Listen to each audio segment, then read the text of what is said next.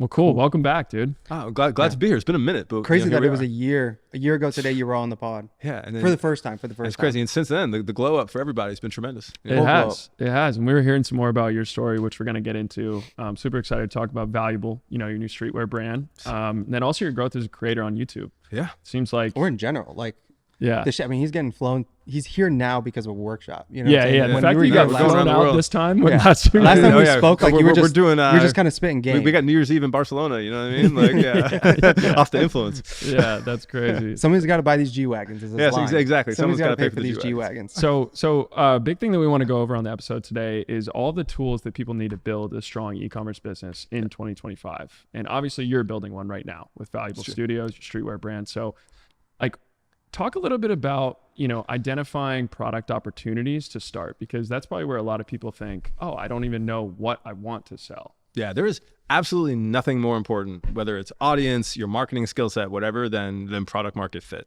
Yeah. Right. And I've learned that the hard way over the years as a marketing executive inside all these different companies, because sometimes no matter how good you are, if your product can't compete against the price point or quality of something else, or if there has some kind of like defect or just doesn't have it, there's only so much you can do. Right. And so for what I'm putting together now, I have the luxury of having resources, of having time, of not being in a rush. So I get to do everything the way I want to, which most people don't have. But that's been an interesting scenario, right? So I've put out this brand where I put out a lot of products, all of which I think have some potential. And then I get to kind of see what actually has growth and then lean into it. And that's been the approach that I've been taking. Yeah. And then, so to that point, you put out a lot of SKUs. And in case the audience doesn't know, we're talking about like car mats all the way through dice that hang from the mirror, all the way to like nice shirts, jackets, stuff like that, shoes. Yeah, shoes, bags. I put out a lot of stuff. Yeah. So what is it? What is your when you're gauging an opportunity, whether it's to go into shoes, whether it's to go into t-shirts, like what are you looking at as a really strong opportunity? Yeah, so I'm looking at it in two things. There's a product opportunity and there's an aesthetic opportunity. When you're selling something that doesn't have a core function, right? So ideally, number one, you're solving some sort of user problem, right? You're saying like, he's got a cadence in front of him, or he's saying, okay, I need an electrolyte drink that tastes good, that has no sugar or whatever it is. You're trying to solve something a user is dealing with. And so I only have like one or two items that are really solving a user problem, right? Which ones are those? The shoe bag is one where like, that's a thing that like is a part of people's lives. So I have a shoe bag that is like, it's like $30, it's canvas, but I think a lot of us have noticed this where like, if I'm going to work, I'm going to go to the gym after, and I'm like, do I put my shoes inside this duffel? Am I bringing a separate thing? It's just like an easy bag that will fit in your existing bag, or you can carry and put on a hook. Same thing when you go into luggage, you're like, I don't know, you put that shit in a plastic bag, right? People have it like, it's just, I was like, cool, this is a little solvable problem a lot of people deal with. I'm going to try it with this SKU. That's probably the only thing I'm making that like has like a user component to it. But if you're not doing that, you basically have, your product options and you have your aesthetic, right? And so I chose for this first drop, and it's not like where the brand was going to go entirely. I was like, I do think this like Western, Southern America nostalgia aesthetic is underserved, because a lot of brands do it unauthentically. They have no idea about anything surrounding Southern culture or American culture. They just put a cowboy on some shit. Whereas I have some deeper ties to it than that. And then like I was saying, hey, I think there's not some certain products that tie into that would do really well, like things in the car mat space, like shirts that a guy could wear and feel that that's their aesthetic. It's a little more fashionable than something just standard. So I think that combination of aesthetic and product is super important, and you have a wide variety of aesthetics to choose from, right? You have everything from like minimalist stuff to maximalist stuff to Western to opium to, like any one of these different things we see out there in the world, kawaii, ultra pink, coquette, whatever it might end up being. And I think that's how you can kind of evaluate it, is like, is there something in this aesthetic space? What products are in there? And then how do I make the products good enough that people actually want them? And then you have all your marketing stuff in addition to it. One thing I'm curious about is how, because assuming, and I've had enough conversations with you, I'm sure there's a ton of products you want to launch in a first collection. Yeah. How do you start testing products and be like, this is going to be part of the first collection, or in general? Because I was hanging out with the CEO of Blenders, right? And we went to breakfast, and he's wearing these frames, but they're not Blender. And I look on the website, they're not on Blenders. And I'm like, the whole time I'm thinking, okay, this guy's definitely wearing somebody else's shades, like a different brand. A few months later, I'm on a call with him. He's like, okay, like we're releasing those shades that you saw me in Austin with. And I was like, oh, okay. Like I thought you were wearing a completely different brand. He's like, no, like I'll test and sample things for like 2 to 3 months and see how many compliments I'm getting on that thing, and then decide to launch it. He's like, and I'm literally like getting data points on every single compliment, putting in my notes app, and then that is how I'm going to launch it. How do you go about testing something? So I am sampling tons of stuff. sampling at least 10 to 15 things a month. And here's where the benefit of what I'm doing with this brand and the background I have is different than where your average e-com person is, because I also have a service basically where I do merchandising and product design for brands. So I did that Vermont drop that you guys have seen where we design bags and things like that. I do a bunch of those. Some of them are public, some of them aren't. And so brands will either be like, our merchandise is terrible, let me help you, or hey, we want to do a drop collection, or hey, we have a line, but we need like a standout or viral item, and I will go like solve that problem for them. So I get to kind of have two at a time. Like the Vermont duffel bag was so nice because I was working on a duffel bag. And I'd already gone in pretty deep and been like, all right, now I'm like, hey, I can adapt this to a client project. But that sample base you have becomes your ability to move and operate. And so then it's really a matter of resources, right? I can sample a lot more things because I do a lot of business with the factories. So my sampling is free or credited towards orders. If you're new to that, you're paying for each of those samples that comes up. How far ahead are you in samples, would you say? Well, so that's where this kind of comes up, where if you have a concept for your brand, you want to be multiple seasons ahead. So I work on a women's wear brand I think we've talked about where we are in 2026, right? And where we're prepping to. Now we may change some things as we go to production on things that are going to happen in 2025, but we're trying to be 3 seasons ahead, right? And that's like your ideal goal. But for a new brand, for instance, I don't know what people like from the brand yet. We're developing that. And so I'm sampling lots and lots of things to, again, see that same response. When I wear it, is it tight? When I post it on the internet, do I get a bunch of comments on it? You know, when I show it to some people, like, what do they think? Like, even when I was at ComplexCon, I had a booth of all the stuff I have available and the booth of all the stuff that's coming. And there was a couple things where everyone was like, when can I get it? When can I get it? Like, I'm running it. And I think trade shows is a great way to evaluate it. Like, I could not be a bigger fan of what happened at ComplexCon, where I literally got like to-the-minute feedback of people that didn't know me at all as a creator, buying shit because they were like, this is tight, or being like, when can I get that? And there's a couple things that they just ignored that were on that rack. And I'm like, all right, I can move away from that. So something like ComplexCon, are you putting out things that are going to be coming out in the future and seeing how people react to it? I had half the booth was my stuff that's available and half the booth was what 2025 samples, which is something that like, everyone's always afraid of getting copied, right? That's the hard part about pushing your things out there. I already know I'm going to get copied. It kind of is what it is. Like, I would rather get the feedback.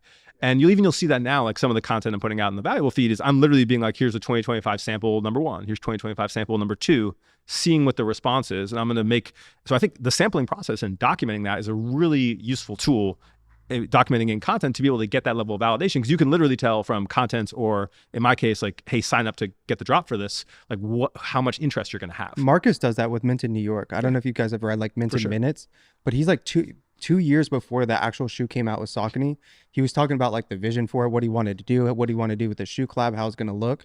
And so for like 2 years, he was like building all this hype and anticipation for it and kind of like getting people's feedback and then tweaking based off the feedback, and doing that for 2 years. Yeah, I thought that was super you interesting. want to have the most stuff. Like, I have all these ideas. I have all the stuff I want to do, especially now, right? So I put out a bunch of products. Some of them are like, oh, this is going to work. But then you're like, oh, well, I have this inventory. There's this timing. There's this resources. There's this money, where you go like, man, I might not be able to act on that for X amount of months. And these ideas stack up and these boards stack up and the samples stack up. And then when you start to get velocity, you start acting on all of them. And then you have the opposite problems. This is what brands have when all of a sudden you're crushing it and then you don't have enough ideas. Yeah. And that's where stuff starts getting repetitive. And then Louis Vuitton calls or whatever, and they're like, come in, and you're like, oh shit, now I'm really out of all my ideas.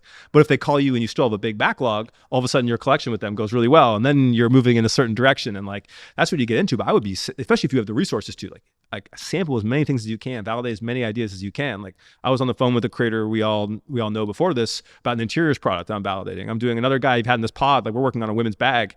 We're always just validating ideas. They may not make it to reality. I want to know who it is. Yeah, I remember. Yeah, I'm not. We can beep it out. We can beep it out. May never come to fruition, but we're going to do the design. We'll invest the money into it. And I think as an entrepreneur, you have to be in that, like, I'm always in that frame of like, what's the experiment I can do for under $1,500 that I can validate? Yeah. How much are you investing in like these samples and to be able to bring so if some of these, like for instance, like when we're or doing in general, like overall. So for the fashion stuff, I'm designing the majority of it. Maybe if I'm getting some graphic help or whatever, like a couple $100, not much. Again, the sampling's free because I order so much. I'm going to order a bunch of that back. Maybe a hard thing isn't, but for things like a really nice women's bag where I don't have a factory that will do that for me, or like an interior product and there's development, I'm trying to do it for like $1,500, right? Where I'm getting an industrial designer to help me. I'm getting a tech pack person to really put something good together. I'm paying a couple $100 for a really nice sample of something to figure something out. Like, that's a good amount to put into it. And then if you need to go do it a few times, like maybe it's a couple $1,000. So if you want to make that Vermont bag, it's going to cost you $1,500 to like get a sample. So let's actually just break that down exactly. So basically, so if you want to get a really good tech pack designer to do that, who like knows what they're doing, let's say that's $600, probably be a reasonable amount to get a good bag designer to go make a tech pack for you. Another graphics package for things like the interior, another couple $100. Let's say it's like $1,000. And yeah, then if you're sampling that of the factory, like maybe that's 200 or so. So yeah, I think you're in about that range to make something nice like that. Pretty affordable. No, it's super affordable. And That's then, again, the mind state I like to tell people you need to be in constantly is if you're going to buy a nice version of a thing, are you going to go buy that thing from Gucci or whoever, or do you want to just go make your own? It's going to cost the same thing as the luxury version of that. Yeah, no, that's a great point. And then you have an idea validated. What are some, so, you know, a lot of this stuff that you're describing is because you have a lot of leverage, right? You have the ability to post something on your story, or that's because of your audience, or you have the relationship with factory. Like, what are some sort of maybe product demand testing things that someone who doesn't have that leverage can experiment so people with? need to go, you can either go wide like I'm going, because I have the luxury of doing it, or you go one by one, right? Yeah. And so one by one is the best way to do something. You get one sample, do one thing, document that process, set up, and really it's like, have a TikTok dedicated to it where you're being like, this is my sample, this is my tech pack. And again, people don't want to share their ideas. Your ideas are going to get taken anyway. Share it. Judge what that is. Get the 100 of it. I encourage almost everyone to get 100 of something like that you believe in. Not something whack, not something simple, not a t-shirt with something basic on it. Like a great example is that creative department hat, that blue hat that you guys saw. Like, it's one idea. Mega viral. Yeah. And you wouldn't have known it. Yeah. Right. And it's like, cool. We probably got 100 to start. It's a great design. It's very similar to a bunch of other stuff. There's brands like Returnally that have used creative department forever, similar blue forever, but like not in a hat. It's like going with something familiar and like validate it. And then now, okay, this actually went more viral than expected. Now I'm ordering 300 to drop, 500 to drop. I'm building a brand out around it. Like that's a perfect example of like, do it, post a bunch of photography of the sample, post a bunch of video of the sample. And what most people don't do is they don't post enough. They'll post like, oh, I did this once or twice or whatever like that. But especially if you don't have a following, like every single part of the stage, post 5-10 times, you know? Mm-hmm. Like I don't post enough about it. Yeah. One thing that I think that's shifted lately with brand building and like starting a brand, because we do want to give people game on, okay, if you are starting a brand in 2025, here's something to look at. I think something that's shifted big time was 2017, you're launching a brand and social was the last thing that you were thinking about. And now it's the first thing that you were thinking about. When you're building valuable, are you thinking through that same lens of looking at it kind of through this mood board of, I want to develop products that are going to fit this mood board because people have this aspirational life that they want to live that then fits this mood board? And so I wasn't, but I've adjusted some things since. So I was thinking more for retail. So I have a retail background of being like, how can I design a collection I think is going to move inside some of the shops and things I have relationships with? And how can I build a aesthetic and a backbone that will allow me to go to retail where you're going to get way more scale on this than e-com, at least in my opinion. So I was thinking of it more like that. So I actually made a more non-social optimized collection than if I was thinking social first. Now, as I go into, I want to create things that are a little more like, it's like a balance, right? Where like, what is that thing that's going to capture attention that then people go buy the more basic things is how I think everyone should be doing their drop, right? Like what is the viral item that anchors the collection and then people go buy the basics is how kind of everyone should be thinking. But I do think that like people are starting to get a little bit afraid of creators launching brands that are ununique, right? That are like, oh, okay, it's another hoodie and fleece, another kind of whatever. And that also that like, we only can have so many building in public. So when you need to have a social strategy, but it needs to be interesting, different, better, community oriented, right? And one of the reasons I really leaned into the car item of it is I knew about have relationships with a bunch of car clubs on social, things like that, where I'm like, all right, it's an easy collab pipeline to be able to say, hey, we're actually building something that has some inherent community into it. We can do some shareability around that. You can kind of act on it, but you need one of those ideas where there's that extra community element of it to stand out versus like building in public isn't enough anymore. Can you talk about that behind the scenes process of getting a clothing brand into retail? Yeah, for sure. So you are ahead, right? So basically they're buying now for fall next year, you know, like all of this is a little bit different, but you need the relationships with the buyers, which happen one of two ways. Either you have those relationships somehow through something previous, or you hit them up or they hit you up, or you're at these shows. And that's whether that's a Paris Fashion Week or like a Magic convention. There are buying shows where buyers are at. They're there to discover brands. And then you have a line sheet where basically you'll have a sheet of all of your products, is what you're going to release, your sizing, the pricing, the materials examples. And they will go through that line sheet and they'll kind of like place orders accordingly for those seasons ahead. But then once you're actually there, there's the process of like, okay, is it going to sell? Because you're going to have to co-market it. Sometimes they have their own traction. Sometimes it will sell naturally because of their foot traffic. Other times there's expectations that you're going to market it themselves. But you have to go pay for the stuff to get made. They're all going to want net 60, et cetera, on the back end. So you are floating money essentially to make something created, to then get it into the store, to have the store sell it, to then you get paid back. But you're going to move way more inventory than you have. So an ideal brand is a balance between the two. Where you're getting some cash flow from e-com. You're able to use that, you're able to leverage some relationships, have terms with your factories, et cetera, to be able to kind of sell through into retail. But also, you know, you have levers you can pull to help push those retail sales. And what's nice is if you have a lot of traction online, that's a good ability to to show that to a retail buyer, Right. and be like, hey, guess what? Here's everyone saying that they would love to be able to try this on before they buy it. Yeah. Why can't we do exactly. that with you, Nordstrom? It's been fascinating. I went into Nordstrom to get a suit, and I was blown away by the brands that were actually on the racks, because everything was Elwood, Wax London, like all these different brands that are digitally native. Yeah. And They're savvy. The buyers are savvy. The buyers are very savvy. They know where the demand actually is coming from. But to your point, it's probably a lot easier for someone to not buy online versus when you're there, it's like, oh, it's tangible. You just tried it on. It looked good. Okay, let's get out of Yeah, here. well, so you can make that, all the things in the back of your head, you can quantify some of those of like, oh, I have to return this or whatever. What kind of Yeah. suit you buy, brother? Huh? What kind of suit you get? I was Italian. Yeah, like you a know? Brioni? You know? Yeah. No, what no, about no. a guy out here to this? Bruno I won't lie though, I was blown Dark away blue? by Nordstrom's lineup. Last time I crazy. was there, it was like All Saints. It was No, they have Elwood, a it was stylist Fear out of there God, like, trying there's to a lot of Yeah, good because there. they are in that same zone of like, so look, everyone talks about e-com all the time. Retail's still a sales, Yeah, it's a absolutely. sales giant, and they know they have to adapt. They need to give things that consumers want, and then Actually, also, I they buy want that more promotion. too when I'm at retail. I buy. I mean, you went shopping with me. You know. Yeah, how. exactly. Alex be Hey, bro, constantly at retail. everything he's we got a walked problem. into Yeah. was just like Yeah. Yeah, and I just to hear his Oren point. in the back going, "Good purchase." Yeah. Good purchase. He was just like, "Good purchase." Yeah. Yeah, he made some good choices, but yeah, you almost feel bad sometimes when you don't buy something going. Yeah. You don't have that same experience leaving a website, Yeah, right? exactly. And so I think people should build with that in mind, or have like kind of like the savvy to do it, and it's just hunting down those relationships. And there's people that are trying to solve that. Like Pietra has something in their back end now where they have like thousands of buyer contacts that you can you get as part of the platform, and so then they have like That's some fascinating. pre-scripted emails that are inside of it. Like they're trying to help bridge that gap. Yeah. And I think there's going to be a lot more of that, but you still have to be able to drive the sales that walk in there, right? Yeah. And that's, I think, whether that's having that brand awareness, doing events, like you'll see when you go into like higher end fashion, like where you look at like Maxfields or H. Lorenzo or like a patron of the new, like the higher end like menswear boutiques. Yeah. Like when brands launch in there, they're putting big displays in the windows. They're throwing events. It's costing them a bunch of money to activate inside of that. I saw them with Represent when they did like Harrods and Selfridges. Like you put money into build out and merchandising there as well. So it's an investment either way. Yeah. What do you think? If I'm thinking for valuables versus kind of look at these events that you do versus social, would you rather have a video get like 5 million views on valuables page to push product, or would you rather be like the emerging brand at something like ComplexCon? I would rather, well, here's the thing is like when you get the views, like people that are kind of like in your algorithm and in your world for a bit. Whereas like I had all these people at ComplexCon that bought the shit that I may never see again, And so I like to be able to validate things and see what new consumers will look like. But like, man, when you get those 5 million views and you got a pixel and you have the ability to advertise to it, like there's a lot of power. So I think I would rather have that. But it's interesting because like I'm not shooting for virality in the content on that page yet, because like I haven't determined like product market fit. Like I'm like, now I have some pretty good ideas. I have like two of the categories I'm in where I'm like, okay, I'm going to be able to do this at a larger scale with a slightly different product. And then it's like, that's when you want to start throwing it out there. And in the meantime, it's like more brand building than it is shooting for virality. But again, I have the luxury to be able to do that. This is why I really enjoy this process is like, I'm doing things the way I think that they should be done and being like, cool, I'm building for a 3-year or 4-year window down the road. Whereas a lot of people want that rapid validation of I'm selling out these drops as soon as possible, which is not super realistic. Yeah.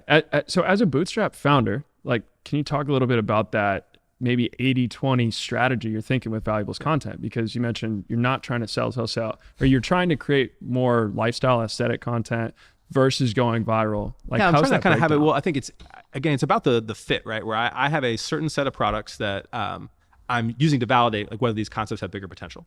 And I want to sell those products currently. I want this brand to be profitable the whole time, which it is. Like every order is profitable. I want to be able to scale meta ads. I'm seeing with that, like, okay, I'm at one level now. It needs to get to like a level bigger than that. But in the meantime, like if I keep shooting for viral level content, I'm going to get a bunch of people that come in. I'm not going to really have the product to serve them right. And so instead I want, especially with this, like, one of the core decisions I have is, am I going to stay in this aesthetic world I have, or am I going to have multiple like aesthetic worlds? Something I'm trying to decide on. And so right now I'm really working, like, you don't see content that's outside of this like core Americana aesthetic. I'm trying to see how big it can go very naturally within that, like making good content, but not like shooting for virality every video. And if that starts to build like a nice base, then I'll probably live in that world for a long time. It seems like the theme, like the world building theme vibe is where a lot of streetwear brands are right now. Yeah, because it works. Shoots about blank, they're doing these like either like Cuomo shoot, or their shoots will do, a reawakening shoot, and it's like very like Christian themed. Like, are you not thinking about going that's into exactly those? So all my next so this first tranche that we had, I did one shoot. I was trying to make this like profitable throughout the entire time. And so I did this one shoot. I've now made enough sales. And I went through ComplexCon where we made money. and to Black Friday where we made money, where now I'm investing in a bunch more, several more shoots. So we just did a shoot Monday and the follow-up is tomorrow, where it's like a Grand Theft Auto themed shoot. My whole like kind of world building here is like heist related, and like I've got there's like a storyline underneath it. So we're shooting everything. So the photographer's shooting it all like it's the FPV of the video game, like you're up slightly behind like the characters and stuff, and then they're all in the shirts and whatever, and we have like a little video game UI.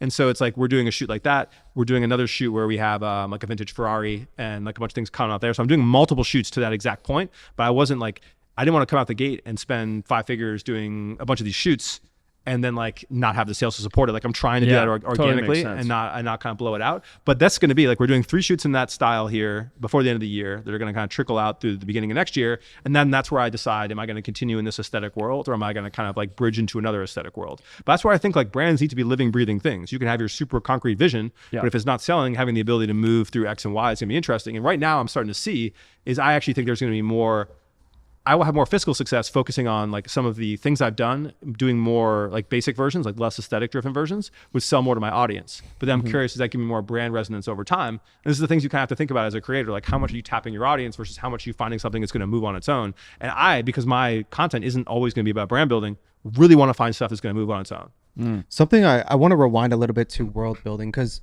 the way that brands have brand books, I think it's going to shift like in the next few years too. You're going to have like world building books. Like there's going to be a big shift of, especially when you're working with all these outsourced agencies. A lot of the outsourced agencies don't care about the world building. They're trying to hit numbers, or they don't know the lore. Yeah, exactly. And that is a problem. And so I think there's going to be a big shift to like having your world building book. But for a brand that wants to start doing that, where do you start with something like that? Yeah, I think it's starting with some concepts or through lines, right? Like, so one thing we were doing when we were briefing, I was doing these Gel Blaster campaigns 2 holidays ago. And one thing we were doing is we were doing a lot of video game recreation stuff. So we did like, we had creators they were doing like NPC style videos. They were doing things like that. And we were basically like made like a little kit of like effects. Where it's like, cool, like a couple of these sound effects, a couple of these, like when it hits, like there's a little target and kind of match the UI in the app. Kind of have like these, like that was one concept. It was not we were running a bunch of other concepts, but we're like, all right, we can apply our brand kit. We can give creators this like little toolkit that's very natural with the product. And all of a sudden we're like starting to like have this look and feel. And I think it's just like determining what you have that's that like unique through line, right? Like, so for instance, if I was like, hey, every single shoot needs to have a car, no matter what, you're in a car, you're on a car, you're around a car. It's like, how can you choose those 1 or 2 through lines that are like omnipresent through anything that you do that like actually makes sense for your brand and just continue it? Something we're working with Jocko Fuel, so like Jocko and Jocko Willard. And one of the things that like we're doing now and working on is essentially their world building, right? And it's world building 2004 Afghanistan. It's going crazy. And so one of the things that we're starting with is, and this is something you and I have talked about a lot, is like, what is that overarching narrative? Like, what is the thing that how the world describes you, right? And then the next layer is then looking at Q1, Q2, Q3, Q4 as seasons, and then kind of building like the different worlds within each season. Yeah, I did. And so I think the world building exercise, like the brand is TV show exercise, to your point, is like the best exercise to start with, where you go, who are all of our characters? What are all of our sets, our locations that we can film at? Who are our enemies? Like who are we competing against? Do we want to call them out or not? Who are our friendlies? And then what's our calendar? And like, what are the events we can build that around? And then fill in all the gaps. Like that's 100% how people should be thinking about it. And then now I think brands should be taking it a step further and be thinking episodic. And like, I'm looking at like I have a small brand that is a extension of my creator stuff that helps me sell other things as well. But if I'm a bigger brand looking at this, I'm looking at like, how am I replicating television, both in how I think about my social strategy and what series am I bringing to the table, right? Like if I'm a fitness brand or I am any kind of brand, I'm like, how do I go back through old MTV and be like, what is my version of Next? What is my version of like any of these reality shows, any of these shows on HGTV or Discovery Channel? Like that is where I feel like a bunch of the creators and things are winning, is like, am I must see TV 8 p.m. every Sunday? Or when I'm scrolling by in a feed, is someone like, oh, this is a familiar format to me. I know what's going to happen and I can follow it along. Like TV is like the way to think about it. That was like when we were on that call with Midday Squares, and he was like, the way we think about our social content, it was like for like a Cut 30 Live, they were like, we're a mix of Keeping Up with the Kardashians, Shark Tank, and what was the other one? Elon Musk or something like that. And like Elon Musk, from like how hard we hit the audience with specific facts. He's like a visionary CEO vibe. Yeah, exactly. But all of their content, when they would filter their content, where they would shoot something, it would basically be like, was this like Keeping Up with the Kardashians, Shark Tank, and did it give like Elon Musk vibes? If not, they ditched it. If yes, they kept it and published it, which I thought was super interesting. And they also did a great job of like picking out that enemy, you know? 100%. Yeah, like I think when you just mentioned that the enemies and our friendlies, I think that's really important too. Because you need drama. Well, you need like differentiation, right? I think that's the biggest problem with a lot of brands that we see, at least, is like there's so many hydration packets out there right now. And it's like you need to find like who is the hydration pack. Like all the hydration packets are saying that everyone else has bad ingredients. That's almost become tired now. So like your differentiation can't actually be that you're just, you know, saying we have the best ingredients. It's like, do you have a TV show? Do you have a loyal audience? Like stuff like that. Yeah. What are you creating to really enter? Like, because differentiation can be entertainment, but then entertainment then needs all the tropes of traditional entertainment. But luckily, we have decades of history of that to pull from, which is what I think savvy people are doing. We're working with a hydration brand, and their positioning in that same way was like everybody's launching a hydration brand. Everyone's launching a sachet. They're larger, so they've been around 4 or 5 years. But what they've done is they made their enemy water, right? And basically their tagline is like make water better. But the reason they're making it their enemy is because like if I buy a bottle of water, I just said like 3 times. No, I was just thinking make water great again. Yeah. I was like, damn, still hits. If we want to get tropes. They're not in the US. So like even better. Yeah. Yeah. But the reason that they're doing it is so like if you understand, and he educated me on this, but it was like, if you look at water, you look at a water bottle and you look at the water that's inside of it, it's stripped of all of its minerals, it's stripped of all its electrolytes, it's stripped of everything that makes it something that actually hydrates you. And so therefore regular water doesn't hydrate you. And so they're making like bottled water and the regular water that we carry around the enemy. And then they're like the thing coming in to attack that enemy, but then build off on the back end, which I think is like the right it's play good there. positioning. Having any positioning that is not average is good positioning, right? Because you Yeah. have a lifestyle positioning, you're like kind of liquid death style positioning. You can have your position against where you're like someone on the market is terrible and we are an alternative, or you can have like a that's almost a value driven positioning there. Yeah. Well, you talk about in your content a lot, the death of blanding and kind of like the rise of maximalism. Yeah, cool. So it used to be like blanding, so like minimalist design, where it was like, we're going to put a pastel color, we're going to put a simple logo. It was a response to all of these big corporate brands that didn't really care about anybody who had these like logos and identities that had been around forever. And so it was like, hey, here's a new alternative that's newer and younger and isn't from this big bad corporation. Here's this pastel thing. And that worked. That was a great position against of the time. But then that became, those brands then ended up having their own sets of issues and problems, right? And so then positioning against that, I think goes back to like, what do people actually want? And people want things that are intrinsically like interesting to them and things that are rich. Like we are not as people, I think, drawn so much to like simplicity and to kind of like that straightforward look. And so there's both a timely response to that happening right now, and there's just like it makes sense for people to want things that are more interesting. Yeah. I mean, ultimately pendulums swing. And so you just need to be able to time where the pendulum is going. Yeah. So, and we are in that era now, right? Everything is interesting first versus minimal. Yeah. Right? Whereas and, it used to be kind of convenience focused, like minimalism. And then in 5 years, it may come around again. Yeah. You know? Yeah. I think a big thing with that, especially is going to be this rise of sort of like AI generated creative. Yeah. I think a lot of people are going to get very sick of that. And that's going to ultimately make things simpler again. Yeah. And it's going to be like this prioritization of human created stuff. But we're about to go through like 3 years where AI creative is just I think everywhere. we're also very limited as to like what can be a macro level trend now, because like even in the age of that minimalism, like the ability for Casper and Away and like all these companies to have like just wide appeal is like you can't even have a movement like that anymore. Now it's much more of like every trend happening all the time at once and finding your exact audience for it, which I think is good for entrepreneurs because it gives you, there's way more smaller companies can make enough money to succeed, but then it gives you way less of these like big swings that are going to make people really rich. Yeah. I think that's kind of a good segue for something I wanted to ask you about, which is like, what are some trends that you're monitoring going into 2025? That's a good question.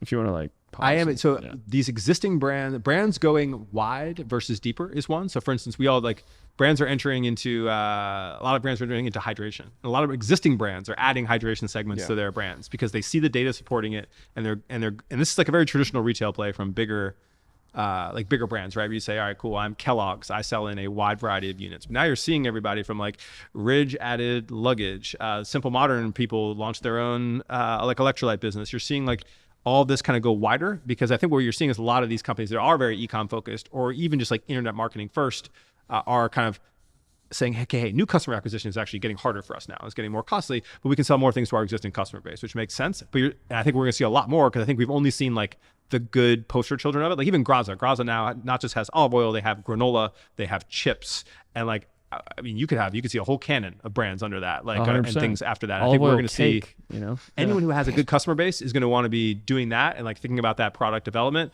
versus saying, how do I go deeper and deeper and deeper into it? Which just ties back to that. Like, do you have a brand that succeeds because of the product, or do you have a brand that can actually go a little farther out and give people the ability to experiment into it? And not every brand has that. All right, marketers, we know you love the TLDR, so let's get right to the point. Here are 5 things you can get done faster with Wix Studio. Number 1, you could scale content with dynamic pages and reusable assets. Then number 2, you can integrate with Meta's conversion API, Zapier, Google Ads, and more in just a few seconds. Then number 3, which is a given, and this is A/B tests, where you can create them in days, not weeks, with their intuitive design tools. Then number 4, you could connect to tracking and analytical tools like SEMrush and GA4 in seconds, and manage all of your client social media from one dashboard. All right, if you're ready for more, then go to wixstudio.com. Again, that's wixstudio.com. Another one I think is emerging is vlogs. They're back.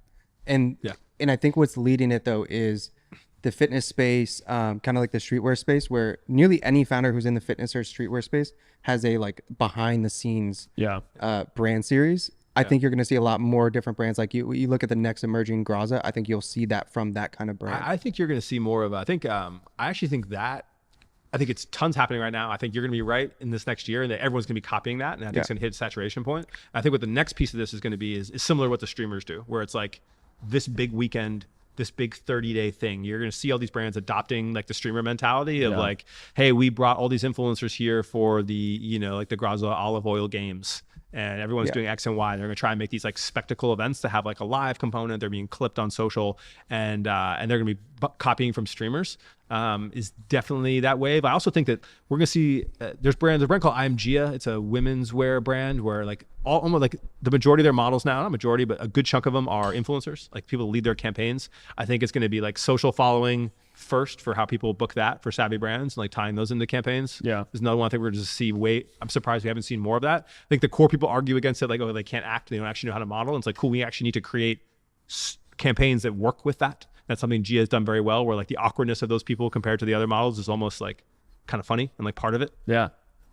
I think another one's going to be like challenges. So we talked about this on the pod a few weeks ago, but like Bandit Running partnered with ASICS, and they did a 16-week training program, right? And they put this challenge where it was virtual and in person, but like that whole 16-week span, you're working with Bandit Running on PRing for your marathon. It's like there's this affinity building aspect versus just having a run club. And so I think you're going to see a transition from like, okay, we have run clubs, but now we have like these clubs or challenges or competitions that we're doing as a brand and bringing our customer base into. I think that's going to be another. So brands are basically replacing all these institutions of our lives, for better or for worse. They're replacing news media, right? Like right now, like brands are putting out content about, oh, this recipe or this whatever, are better than going and getting recipe content from Google, 1000%, as a bad user experience currently. It's going to be the same thing with guides and travel content as well. I think that's going to be an area that brands begin to dominate above traditional why couldn't media. Bandit give like the best runs of New York City? Exactly. Like and I think, and they probably do. Like, and, so it's like, it's one of those things where like it may even exist. And so I think they're going to kind of own a bunch of that. And so they're taking over media, and then they're also taking over this desire for in-person experiences, and these things that like the decline of club culture and all these things are now being replaced by that's happening in retail experiences, right? There's all these like clubs popping up in coffee shops that is being owned by a brand experience now. And so I think we're going to see, and that's where like brands, we have this thought process of like, oh, it's someone trying to sell us stuff. I actually think like we're going to see brands become much more than that, because there's going to be brands that do that. And there's going to be brands that do that with all this other added value we have. Bandit being an excellent example of like perfection there. Yeah, like how can your brand cure the loneliness epidemic? Yeah, well, I think, and that's when you really look at it, like all these other institutions, like traditional media institutions have very little use in the current world. And so anything that's currently being served by that is going to kind of go away. And then anything where any other institution, whether that is, social clubs or, anything they have a hard time retaining user affinity, and where there's brands where experts retain that user affinity, I think there's going to be some level of detraction from. And it really just comes down to what relationships people are willing to have with brands and how they consider them, because there's always going to be this, like, they're trying to sell me something in the back of your head. But at some point, I think that's going to fade away a bit. I think the other part that's going to be interesting in 2025 is I think partnerships with other brands are going to be very underrated. The reason I think that is it's going to be the best way of doing world building, right? Like when you're world building, there's like always like 5 to 10 brands that you're obsessed with. Now, what happens when your 2 favorite brands collab and they do something and now you're part of both? And so like an example is like Cadence and Bandit.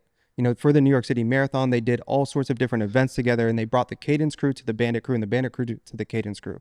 And you're seeing a lot of this lately where even, again, you look at Bandit, they have all of these different partnerships with their memberships of like 10 different brands that they kind of collab with, that if you're a part of Bandit's membership, you also get discounts and all sorts of different perks, all these different brands. And I think there's like a move there where you can really, really scale that. And it's an underrated, especially if you're doing something where it's just like, a run club, or you're doing like these small events, but you're getting 300 people to all of a sudden be introduced to your brand and like really be able to affinity build there. I think it's super underrated. Well, I think collaboration is still one of the, it's funny. So I've been doing a bunch of like workshops with brands, and a lot of them are basically, a lot of people are saying, hey, we're big on social, or we're creators that are big on social. How do we maintain being on top, right? That's kind what of you're doing after this, topic. right? Yeah, I'm really doing one of these after this. But one of the topics I bring up a lot there is like, one of the advantages you have if you are an existing creator with an audience, if you're an existing brand with an audience, is that ability to collaborate, right? Because you start to look at like, my phone is now full of other creators who are large, right? Yeah. All these group chats, all these other, you begin to have that. Same thing with brands. You begin to know these other brands that stand out. Collaboration content works, whether that's skits, like I've done skits with, like Zach Kravitz and, like Ashwin and them, like a bunch of these. We'll probably cut a skit after, like, it's just like you start to build outside of, like the normal content people expect. And that's something that the other people can't do. Smaller brand can't go say, this person with 1 million followers, we're going to go collab on. It doesn't make that same sense. We do, there's probably a fiscal component, but I think that's something that all these people have as creators or brands, is doing a lot of that, both in real world, in terms of content, in terms of whatever, allows them to stay ahead of the curve of like people that are kind of coming up on their heels. And so I agree, but it has to be like, not, oh, we did a collab t-shirt anymore. It's exactly what you mentioned. Like, hey, we're doing all this like run prep and training, or we're launching some big challenge, or we're doing all these experiences that drive value to people, but we're doing it together. Did you see the Roca Huberman glasses? I did. Yeah, where he put out those like blue light blockers. Yeah. I mean, that was probably as good of a creator product collab as you could do. I agree. And I think now we're seeing these be more intelligent, right? Yeah. And look, the biggest thing that I think is going to be kind of come to a head in this next year, that's really complicated for all of us, is just like the overconsumption conversation. Yeah. Because it's happening. People are still doing it. I think there has to be a turning point where people are like, how much stuff am I getting? How much things do I need? Where does that go? And I don't know where that ends. We're seeing the rise of the knowledge creator. It's like someone like Huberman is replacing your traditional primary care doctor almost in terms of where you're getting your information. And so when he's telling you that you need to buy these glasses and that he's personally using them, he's like addressing objections in all of his content on the story. Like, it's really interesting how that can move product when I didn't know what Roca was before I saw this, but now I looked into it. You had no idea that? No, and they're an Austin-based brand. I had no idea. Really? But then you kind of dig into it deeper, and they're, high performance athletes, like all this sort of stuff, but they probably just unlocked this massive amount of people who are almost optimizer adjacent. I feel like the Huberman husband gang is like very like 1 foot in, 1 foot out on trying to commit to being better about themselves.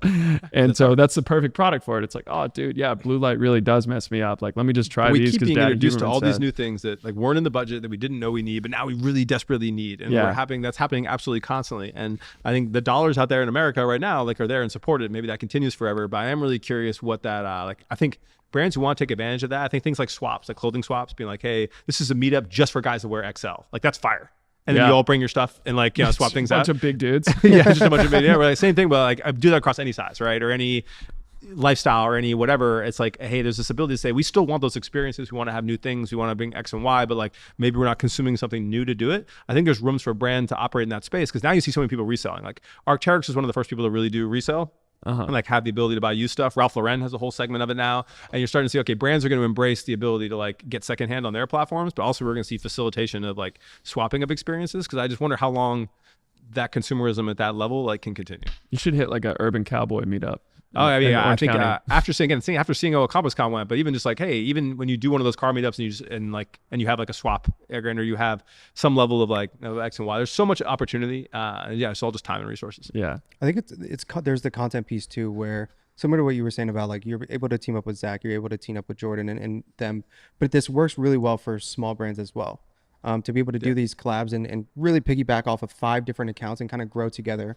And I hate to like bring it up as an example, but like you see Raw Dog Run Club, like if you took the model that they were doing as a brand and you partner with 3-4 brands where it's like these 4 bros that they're all going to help build each other, you can replicate that with 4 small little brands that you're trying to build all in congruence. That's an amazing point, is that you should be doing that at whatever level you're at. If you have 1,000 followers, you find 5 other people with 1,000 followers. If you're at a brand, again, like just, you should not be waiting until you're X size. You should be acting on it whatever size that you are at. Well, and it's crazy how much of that content can get localized. I think I see the same kind of Austin creators all the time, even though I don't follow any of them. It's just forced upon me. And localized is the trend, right? Hidden gems and all. That's the other thing I think we're looking at what happens in the next year. I think brands are going to get ultra localized. You're going to be like, what geographies really matter to me? How do we provide? And you see this with their shoots, right? Where they have stores in now London and Portugal and a few other places, and they have accounts for those stores. They're making localized content to that has mass appeal. But like there is, I think that any brand would be silly not to be tapping into these local newsletter accounts and networks that are happening. And then we really think about what are our top markets and like, how do we have some kind of presence with the way content moves there? And also, if you're a creator, if my content started falling off right now and was going terrible, I would completely pivot to just Southern California content, because I know I would just be in people's feeds forever. You'd be a local celebrity in LA in perpetuity and then build back up, right? That content works kind of almost no matter what. Sounds like both the worst and best life of all time. Exactly. Yeah, well, if you just look at it, you have to like, it's a question of what you want, but like but we know right now it would work, you know, like local celebrity is the easiest thing for a creator to do. I think at this point is to be like, why do you I'm think gonna go that make takes is? about my, because the way the algorithms are. Yeah. The platforms know that people are really in demand of that And also, information. and people like to consume it, because everyone always blames the algorithm. The algorithm wants to show people that. Algorithm wants to show people what they like to consume. Yeah, Guess what? 100%. I have the same experience in the OC. I get all this OC content, but I watch it for a little bit longer because I'm like, oh shit, that's a taco place I might want to check out. That's a museum I might want to go to. It's familiar and it's also useful to you. And so I think that people always will have that inherent like, oh, things around me. It's replacing these traditional media experiences that no longer matter. I'm not browsing Yelp looking at what the 10 best restaurants are. But if I see a amazing looking video of a taco and someone's like, check out the 4 best taco places in Newport Beach, fucking let's say less. Yeah. And so I do think that opportunity for across everything, coffee shops, museums, retail, whatever is there in basically any region. Because guess what? In Bozeman or in Arkansas or wherever we end up being, there is just as much people that want to know what they can go try and do 2 towns over than there is anywhere else. Yeah. There was the guy who would always do the, how much you pay in rent in New York City and can I go to your place? And I've started to see He's that in is, Austin. huh? There's a version of it in Austin. There's like 3 Austin guys doing it now, and they're all popping. That's a format. It's so automatic. If you live in any place, you could do that in Tampa. And you get it and where it gets is like you can do well in your local area, but then you also get the voyeur content of like, oh, I'm thinking of moving to Austin, or I'm interested in this other place, or I live in across the globe and they're interested in it. But again, these are all formats. That's why I encourage people so much to be like, that's a TV format. It's just in short form. It's like, what can you do? Everyone will go jump on the next one that happens, but I'm like, literally go through the programming of what MTV did in any given year. That's like MTV Cribs for your local mid. Like it's just the ability to go look at like a $4,000 apartment and be like, wow, that looks like terrible. And you're like, you're overpaying. Amen. I think the other move too is, and we've talked about this a good amount of, if you could go to YouTube and replicate a lot of the formats that are on working on YouTube and looking at the category, like either different categories or similar categories, look at the titles and understand the format, and then just replicate it for social. We had this guy, Date Night Kitchen. So Jake from Date Night Kitchen, he looked at YouTube and was like, okay, people are doing a $50 cookie versus a 50-cent cookie. And then he comes and he makes the 45-second version of that for social. And he grows to, it was like 200,000 or 300,000 followers in a month. Yeah. Right. And all he did was replicate. It's crazy how many YouTube creators I mean now that don't do the short form version of whatever it is they're doing. Exactly. Which I understand for some regards, but like I completely agree. It's a great alpha. Yeah. Yeah. And YouTube is so, I don't want to say it's easy, but like, there is so much opportunity, especially for SEO. Like, I don't know, like I look at marketing content, like I can rank for basically anything, like in putting a video out that doesn't even get many views. And you're like, all right, like I'm smaller, 30,000 subs. And you're looking at like expert content on there in any niche has like such a ripe opportunity. Let's dive into YouTube, because that's something that you've been focusing on this year, right? Like I would say you've still owned short form, but but I was not concentrating on growing on short form. I changed my strategy on short form. I was usually really focused on growth. And I stopped making the videos that were growing my account huge because it was not the people that I want to have. Like the product first brand, like those kinds of exactly. Like where I was like, hey, I'm going to be better for sponsors and better for the things that I want to do and better for the brand I have. If I grow from 300 to 400K, which is roughly what I'll do this year, then grow to 700K, because it's just gonna be a bunch of people, and that's not. Yeah. I am better off like giving you 3 email campaign types you should try for your brand than trying to make stuff that appeals to 700,000 people. There are not 700,000. I have 600,000 followers. There are not 700,000 people in the world that are actually interested in the real content I'm making every day. So I dialed that back, and then YouTube was the focus, because I was like, hey, this is actually a completely different network, a completely different thing, completely different experience. And I want to be able to have, and in case TikTok went away, I was like, cool, I want to be in there.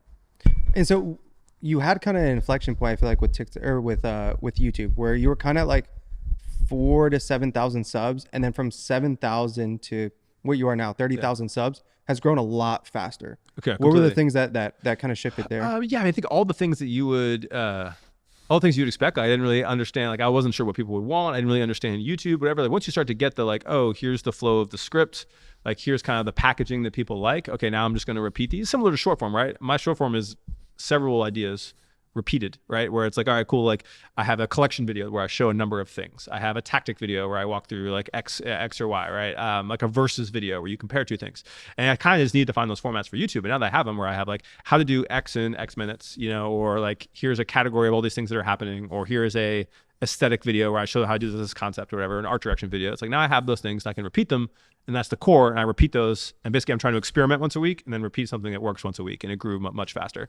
But even also, I mean, like all the things they tell you about YouTube like matter. Like once I started having nicer production, nicer setup, it worked. Yeah. You know, even now I'm about to redo like my thumbnail style and it will work. But YouTube is going to be great. I don't see any issue growing massive on there. I don't think it's going to be hard. What's your goal with YouTube? That is a good question. My goal overall, I want to be the biggest marketing and branding creator, like period. Like I want to where Seth Godin was for a previous generation, I want to be for our current generation, like across all platforms. I'm a decent way towards it. I think it will take years to get it, but I want to be on every platform of that way. And partially because that is a whole business and opportunity in its own right. Partially because the creators and things out there right now are not very good. I feel like I'm giving actual, genuine, useful information as opposed to like being purely salesy. But then last, because it's that validation for every single business you ever want to do, right? The valuable business isn't one business, it's like 4 businesses, the amount of SKUs I have, right? And it's just me validating those ideas. And some of them will stay under that business. Maybe that's just experimental, but like the ones that are getting some fit, like I'm telling because of the audience, and I'm gonna either spin that off into its own thing, keep it light under valuable, or just note that and be like, all right, if I want to work on this project or that project, this entrepreneur, and like that is like, that's the dream, right? For someone that's super experimental, it's like, cool, like, you know, we want to do a drink, we want to do whatever, is just have that audience to be able to like, to validate it with. Yeah. It's kind of like you're kind of trying to become like a modern day mogul with like different just when media is now the center of that and just being able to move. I also realized too, like I don't have the aspirations. A lot of people are like, I need to make my 20 mil and da da da da. Like I don't really have that same monetary aspiration. Like money's great and it will come, but I also have I want to have a really interesting life where I get to do things exactly as I want to and pivot how I want to, and this is so much of a vehicle to be able to do that and then make money from so many different ways from it, where it's like, all right, cool, if there's a brand that's not interested in being a part of that experience, can I sell something on that help be that part of that experience? Like where does that bridge, or does the content itself pay for it? And so really, as I look at like what does the next 10 or 15 years of my life look like post having to have a job, it's like, how do I have a genuinely interesting experience and then share as much of that as possible to help keep that experience going? Like I'm able to do things I never would have imagined I'd be able to do, right? I'm in the same boat, and I've thought about this a lot lately, where I think I'd rather have, and maybe this sounds stupid, but like I'd rather have 5 million followers right now than $5 million in the bank, because with 5 million followers, I can test anything that I want to test and like then go all in on that thing. But if I had 5 million followers, yes, I can buy and I could try to do these things, but there's something so different about getting that market validation with an audience like that you can move so fast and you could try things so fast and then go all in. And I think then obviously it gets you to that road, but I've been thinking about that a lot. It took you 3 months of being an agency guy to hate money, huh? Well, agency money is the worst money. I mean, let me tell you. You're already out. Well, it's like we have also just been so programmed, like entrepreneurially, to be like this big exit, this thing you want, this, you know, this X or Y, and you have to really think about like, what is it? But also I just look at, man, the educational, we are preparing, especially creative people, and for their lives like so badly, right? There is no roadmap for that. The way jobs aren't quite working. Everything is shifting so fast. And I think like really showing people, like giving them a better view of life. It's either like how to become a billionaire from $4 an hour, right? Like that's like the one angle that you're seeing on the videos here, right? Like which is like literally a video that came out. Yeah. You know, you're either kind of getting in that, or you're getting in these like these like high level, you're learning about philosophy for the first time, right? There's that, but there's very little like practical, like here's how to have a like robust multiple stream of income, like interesting life that prepares you for adversity. Like no one's teaching that. Because it's really difficult, I think, to reach scale with that type of content. I mean, generally the most generic stuff is going to reach the broadest audience. And I think that's where the broad audience is, I think is a fallacy in that, like, I don't know. So I'm at 30,000 subs here. If I get to 100,000 subs, I've got a good chunk of marketing people that are on the internet or on YouTube or consuming. Like you probably got the majority of them have been in or out, or at least have seen it and said, I'm in on this guy or I'm out on this guy. Yeah. And then it's like, but also your value per CPM of that versus anything else is like, cool. If I get 1 million views to fitness people, that is worth a fraction of getting 100,000 views to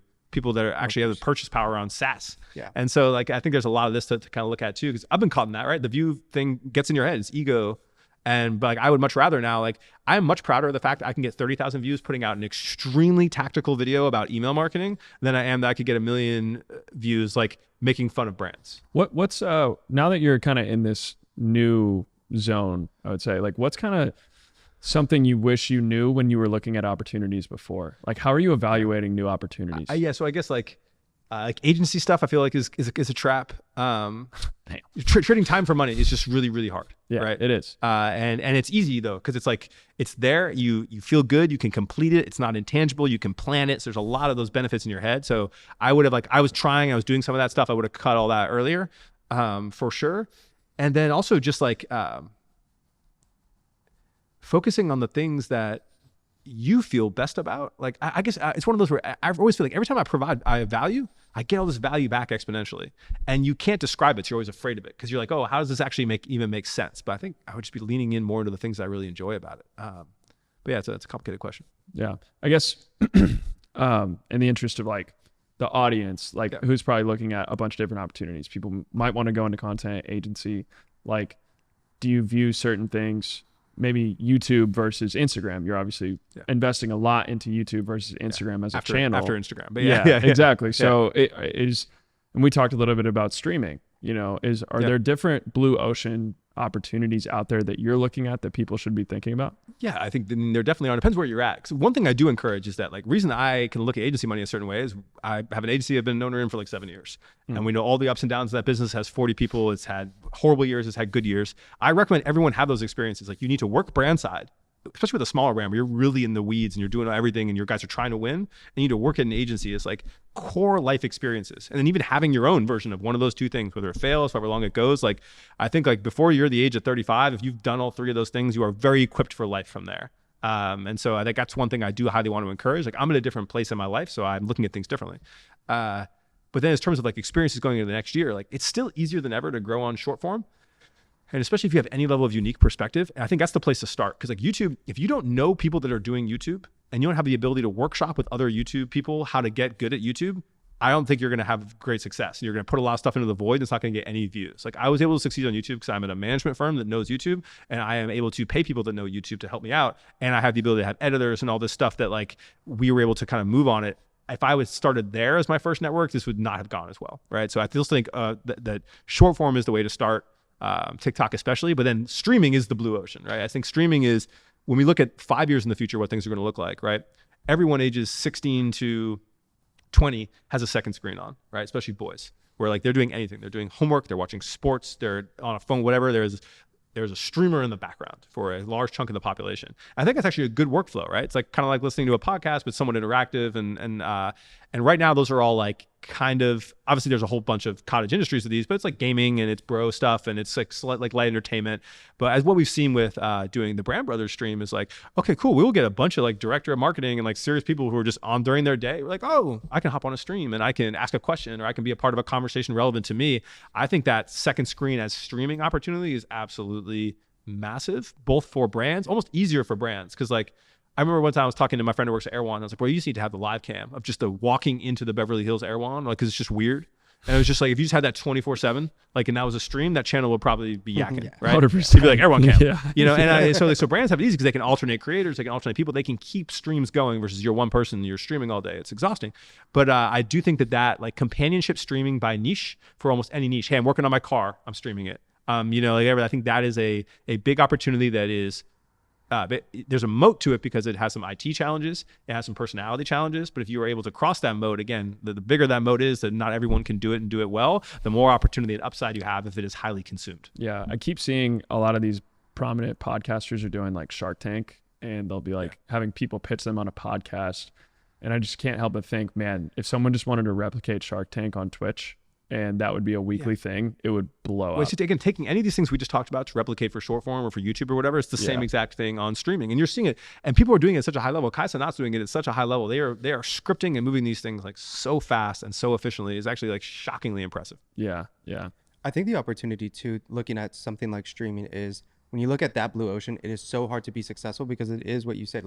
You have to have a good personality, you have to be good on camera, and it's why, for example, Twitter bros are rarely ever good on Instagram. Right? They're terrible. Coming from a Twitter bro.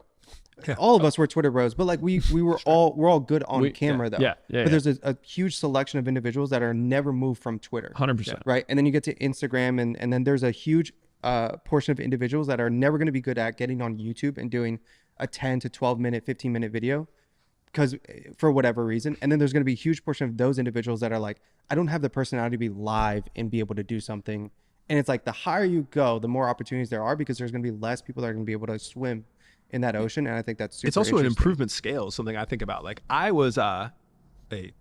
had a personality before, like I started making Instagram. Like I was on Twitter, I wasn't very good at it. I was never as good as you or Landforce or any of these people who are like really could bang stuff out on Twitter. I just don't think and write the same way. But I'm much more good on video, right? And so like I was like, okay, cool, I started this. But I am, now that I did video, I was pretty bad to start. But a couple hundred in, all of a sudden, like my meetings are better. My public speaking is better. My ability to communicate is better. Now I'm doing like workshops for 8 hours in front of people. I never would have done that like 2 years ago, right? But because I'm doing all that, my YouTube, okay, now I'm talking for 10 to 20 minutes. I got good enough at talking and structuring those thoughts to be able to do that longer. Now I actually feel way more comfortable on streaming because it's not like I'm hanging out with my bros. It's very similar to YouTube. And it's like, I feel like you start working through that skill set. I'll never forget, I was in a retail meeting when I was still working, and we had to pitch. Someone was coming up with like some objections, and I literally was in my head structuring how I was going to respond, like a video. I was like, I'm going to hook, we're gonna do context. I'm going to do the point, and then I'm going to blow them away with something extra. And then I'm like, oh, this has actually changed my life, right? And how I communicate. And so I do think it's why I encourage so many people to start creating and do that again, even if you're not huge, because there's so much opportunity there, and then you never know where it might go, right? Yeah. If you're going back to like even some tactical things on the short form side and YouTube side, have you changed anything about how you structure your scripting? Because in the past, I think it was like hook, bullet point, something. Yeah, I do. Like, so what's on changed there? YouTube, it's very, so YouTube now, which is probably a little more interesting, is like, so it's like intro, break down what's going to happen in the video. Like, I guess you have to explain what people are about to see. And then it is, and then go into a bunch of segments, right? Because you'll see my videos that do well, I'm talking about like 8 things. Right. And so you're moving between stuff. So people go with it, and then you're hooking the things that come up. Be like, oh, and then later on, I'm going to talk about blank. You're constantly feeding in reasons to stay. Yeah. So that's how I'm structuring the YouTube stuff now, which is, again, I'm not like some massive YouTuber, but it's working significantly better. And then on short form, I'm experimenting a lot. This month and last, I was basically like, December is going to be brutal anyway. I have all the sponsored content. People don't want to hear about your business bullshit during the holidays, right? I'm like, this is going to be a rough month. I might as well experiment. So I'm testing velocity. Like I'm doing 2 posts a day versus 1. That's why you saw me post at night for the first time. I was like, all right, I'm like doing these different times a day. I'm trying different formats. I'm doing like excerpts and edits, but I don't have a good angle as to what's I know is going to work, but I know I want to do my content differently going into next year. I don't want to have it, because I'm looking at, anyone can replicate this content. Like we all see this. Anyone can do a marketing breakdown. Anyone can do they can copy those exact videos. Even now I'm doing nicer production. They can copy that style. That's just a money thing. I'm like, what can I really do that nobody else can do is what I'm trying to think of going into next year. And what is that? I don't know. Yeah. And so like, that's where I'm really, the live, that's why I'm interested in the live stuff. Like I'm researching, like so right now, like I watched all the stuff that the Face Clan was doing when they brought their new creators in. I don't know if you guys followed this, but like, so Face Clan brought in like the next generation of Face Clan. The guys all streamed live for 30 days. One of these kids, Jason, who's like really tapped into like Asian culture on streaming, like really blew up. And then that's when Kai Cenat went and did another 30 day and blew up again. I'm like watching how those guys do it, because I feel like that's the cusp. And then really think about what content I want to make. Like I can bang out this kind of stuff forever, but like, what is it really, like where it gets me the value on short form? And then how many, like also like even velocity, like I posted 1 a day, but like now I don't really see the reason. If I post 2 a week, that's probably fine.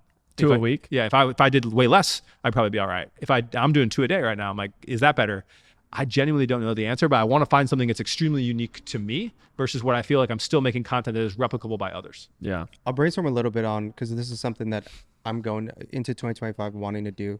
Because like on the agency side, product service side, whatever, we're working with a lot of brands and basically coming in as like this fractional head of growth or head of content and helping them launch their products, helping them launch their different social shows and whatnot. But with a lot of the brands, like we have good relationships with them. So I'm going to start going to the actual locations, working with the brand, and then kind of record hey, this is us launching this show, like filming this show. This is us launching this product. And like kind of doing it, I don't want to say queer eye, but it's kind of queer eye like, where you're coming in and they have this goal, and then you have to show the transformation, and then you show the final product. We recorded a YouTube version because we helped launch a shoe at the CrossFit Games. And like I just got it back 2-3 days ago. Like it's sick.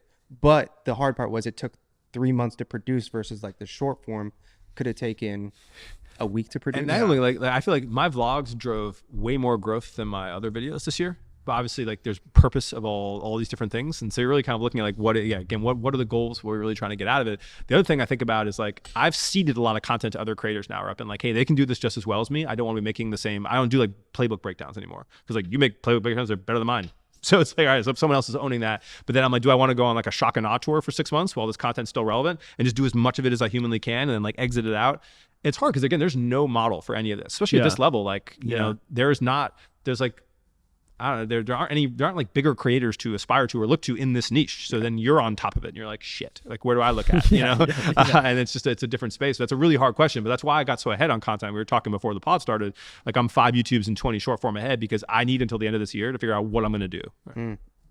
I really liked when you did the China series, when you went to China and like you were kind of, you were dropping what, because you and gems people haven't seen, like, right? No one else has put that content out. Exactly. Like no one was putting out that content within this niche and still giving tactical aspects. Like you can show the different materials that you're going to be using, but then kind of give a little bit of game on the marketing side and the branding side and like intertwine those two. And I think that's super interesting versus just the latter of, okay. And that's I've structured a lot of this next year around being able to do more of that. Like I go to Barcelona at the end of this year, and I'm going Paris, to Premier Vision in Paris right after that. Then I go to Tokyo to look at denim. And then we're going back to China, and that's all between like now and May.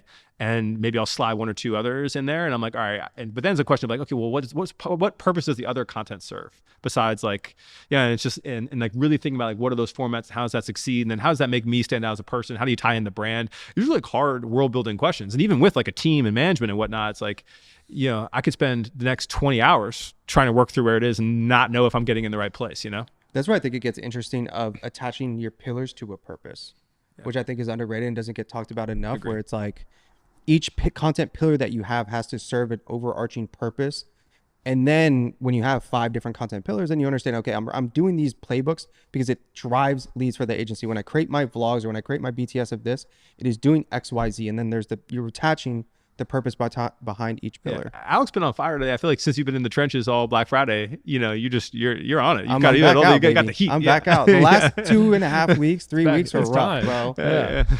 Because we have to do for example, this whole month, like we had a Cut 30 cohort going live while the Black Friday.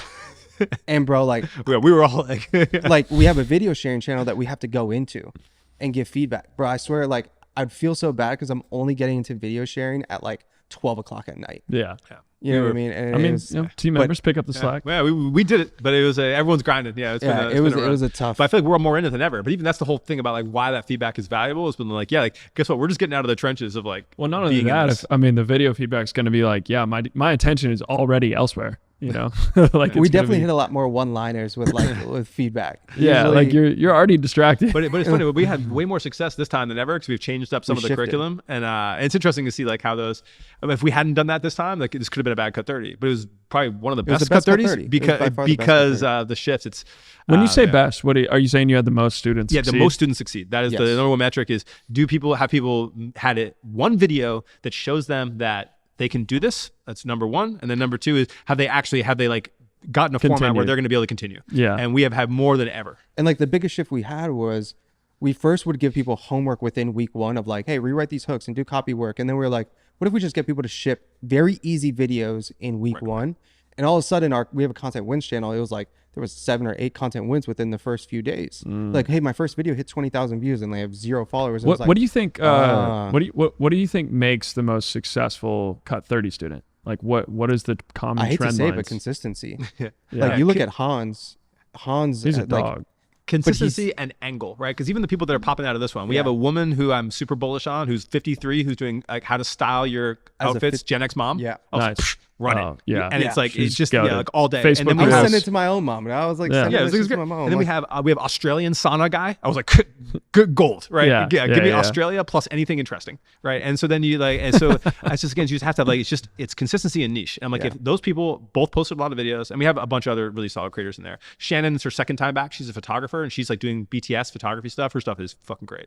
And so there's, but it's like basically, do I have a unique angle and then am I consistent? That's like literally all it is. But the unique angle is harder than people think. It's extremely hard.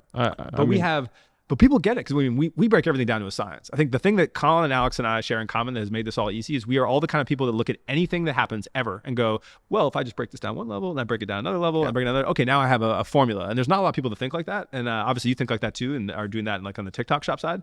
But then giving that format back to people and they go, oh, here's this map. And so we were able to say, here's how you find your niche. Here's how you find your genre. Here's how you think about it. And it works really well. Yeah, I'm excited. I think next year is going to be crazy for Cut 30. Like I think there's- overall, I think it's going to be. Well, I think there's an it's gonna be a opportunity year for some it pops mainstream off. stuff there. 'Cause I How saw are y'all that- expanding it?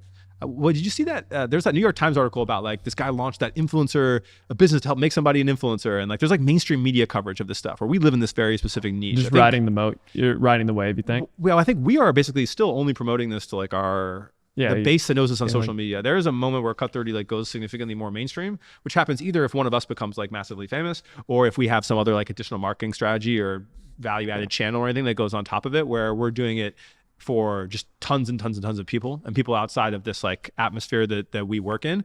But I think like we, after this cohort, really have a formula. Like, you know, it took 11 to really get here, but like I feel comfortable that basically anyone that rolls in there like can have a good We give experience. them the right tools to win.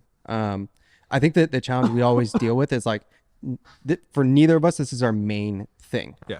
And Right. so we'll have a little bit of success as we push it early, and then we'll have like this 2-3 week lag where we don't push, and then we look at the numbers and we're like 10 days of just intense like, yo, I got a story, I got a tweet going out, I'm putting it in the newsletter, I'm retargeting everybody that clicks, I'm doing XYZ. And then even like 2 days ahead, I'm like, okay, I'm hitting 3 emails today that are Cut 30 list, like whatever it is. And then it just takes off. And I think if we had that consistent Yeah, like if you actually strategy over the tried to month, monetize it Well, that more. goes back to like why people are always, you should do one thing because of exactly things like that, but we're never going to do one thing. So Yeah. it is what it is. But You I know? think like we have something right now that's gonna crack.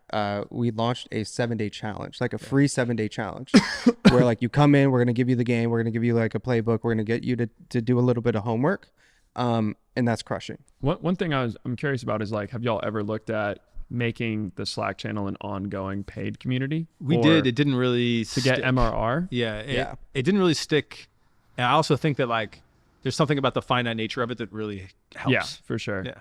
That's what a lot of people say about courses. Just when you invest the money, that's the reason you do it. And then, like, if not, everyone says if I give you my course, you won't take the course. You have to pay for it. I've seen that with friends and stuff I've added in. There's one who actually did it. Yeah. You know? Yeah, exactly. Like, I think it's the same thing. If you gave someone the Cut 30, if you just gave it to John, he's not doing it. Wait, and also the more expensive we've charged, every time we've raised the price, people take it way more seriously. I As they told should. y'all that, bro. The Yeah. first time you let that thing out, I was like, you're probably underpriced. Yeah, well, for What sure. was it? $2.99. Yeah, but we just had no idea. We were also crazy. making that shit up. You know? And was also that crazy. first cohort was a little, you know, a lot of people blew up, but it was like we were just like making shit up. Straight Yeah. up. What, We'd get on like 15 minutes before, and like, what are we talking What are we gonna about do? today? Yeah. What is it now without this turning into a straight Cut 30 show? $7.97. Yeah. $7.97. But if they There's- use the code BFC, I'm just kidding. yeah, I mean, there's like literally no reason you're not $9.97. I think Yeah, we'll fair get enough. there. Yeah. I think we'll get there. But I do think It's in the sweet spot now.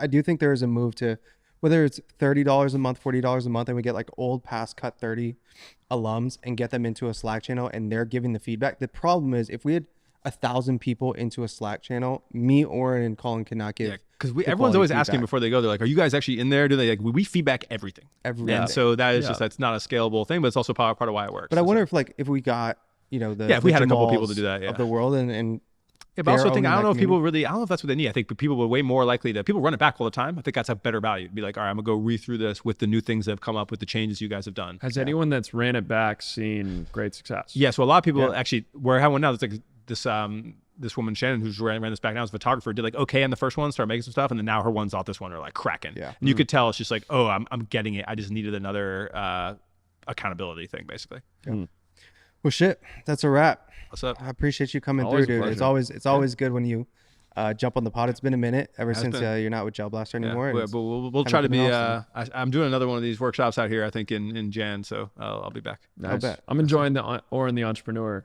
arc. It's fun. I am too. We'll see Yeah. where it goes. I am It's too. still we're at foundational level here still, but we'll yeah. Foundational for you, aspirational for many. let's go. And plug all the brands. Plug this is him. This Yeah. is Oren. I fucking wear this nonstop. So plug all the ValuableStudios.com. brands. Buy the things you like so I can understand what people like, so I can make more of it. Yeah. And then cut30.co. And but other than that, Did you plug your site? Did you plug the newsletter? Did you? yeah, we got Hyper. So mail to hyperstudios.us as our newsletter on brand strategy and creative strategy. But Follow me on YouTube. follow me on YouTube. Everywhere. All right, guys. Peace.